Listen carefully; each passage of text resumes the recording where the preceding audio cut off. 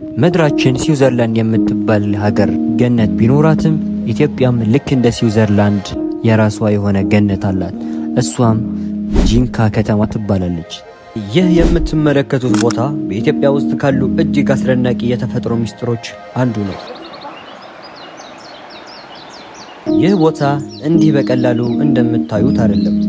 ደን ነው የገባዩ አሁን እዚህ ጋር አውራሪስ አለ ሃያ ምናምን ጂንጆ በዙሪያው እጅግ የሚያስፈሩ ገደላ ገደሎች፣ ማራኪ አረንጓዴ ምንጣፎችና በሰው እጅ የተሰሩ ውብ ድልድዮች አሉት።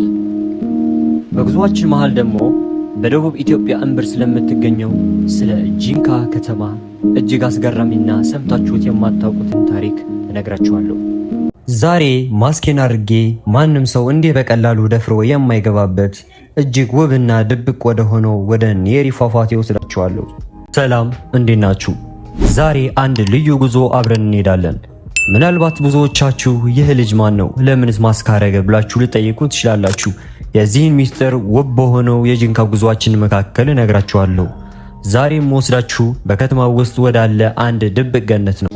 አብዛኛው ሰው የማይጠግበው አረንጓዴ በሆነ ተፈጥሮ የተከበበና ድንቅ ፏፏቴ ወዳለበት ኔሪ ወደሚባል ቦታ እንሄዳለን። ጂንካ የተመሰረተችው በ1930ዎቹ አጋማሽ አካባቢ በጣሊያን ወረራ ወቅት እንደነበር ታሪክ ያስረዳል።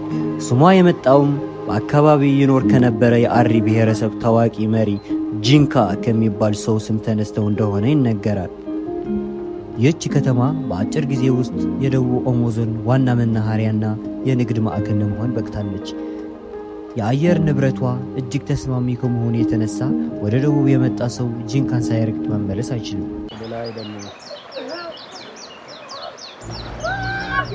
ጂንካ ስትባል የቱሪስቶች ገነት ናት። ከ16 በላይ የሚሆኑ የተለያዩ ብሔረሰቦች ተቻችለውና ተከባብረው የሚኖርባት ድንቅ ስፍራ ናት። በተለይ ደግሞ የአካባቢው ኩራት በሆኑት በሙርሲ በአሪና በሐመር ብሔረሰቦች ትታወቃለች። የሐመር ብሔረሰብ ብንመለከት ታዋቂው የእንስሳት መዝለል ማለትም በሬ መዝለል ባህላቸው ወጣቱ ወደ ጉልምስና መሸጋገሩን የሚያሳይበት ትልቅ ስነ ስርዓት ነው። ሴቶቻቸው ደግሞ ጸጉራቸው በጭቃና በቅቤ አሽተው የሚሰሩበት ጎስባ የሚባለው የጸጉር አሰራር ጥበብ እጅግ የሚስብ ነው። ይህንን ለማየት በየዓመቱ በሺዎች የሚቆጠሩ የውጭ ሀገር ቱሪስቶች ወደዚች ከተማ ይጎርፋሉ።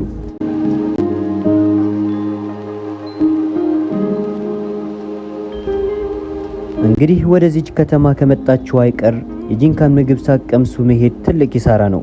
እኔ ሪከመንድ ማረጋችሁ ቦታ ጂንካ ላይ አለ የተባለ ትልቅ ሆቴል ደጀኔ ሆቴል ነው። በተለይ በአሪ ብሔረሰብ ዘንድ የሚዘጋጀው ቃሻ ከእንሰት የሚዘጋጅ ምግብና ከንጹህ ማር የሚሰራ ባህላዊ መጠጥ ጠጅ እጅግ ተወዳጅ ነው። እነዚህ ምግቦች ለሰውነት ብርታት የሚሰጡ የተፈጥሮ ስጦታዎች ናቸው።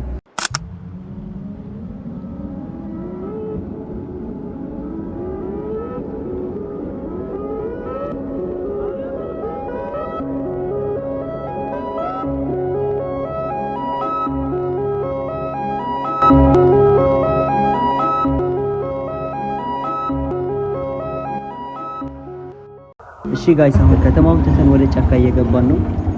ደን ነው የገባዩ ደን እየገባን ነው። አሁን እዚህ ጋር አውራሪስ አለ ሃያ ምናምን ጆሮ ነው እንደው ቱርጋይ ዛጋ ተመንደራለ ይህ ድልድይ ሰውና ተፈጥሮ ያገናኘ ድንቅ ጥበብ ነው። እንሆ ጋይስ የኔሪ ፏፏቴ ደርሰናል። ይህ ፏፏቴ ምንም እንኳን መጠኑ አነስተኛ ቢሆንም በውስጡ የያዘው ሰላም ግን ጋይስ ልነግራችሁ አልችልም፣ እጅግ ታላቅ ነው።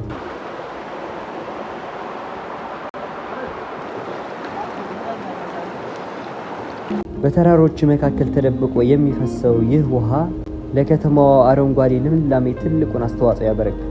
እዚህ ቦታ ላይ ቆማችሁ ስትመለከቱ የፈጣሪን ድንቅ እጅ ትገነዘባላችሁ።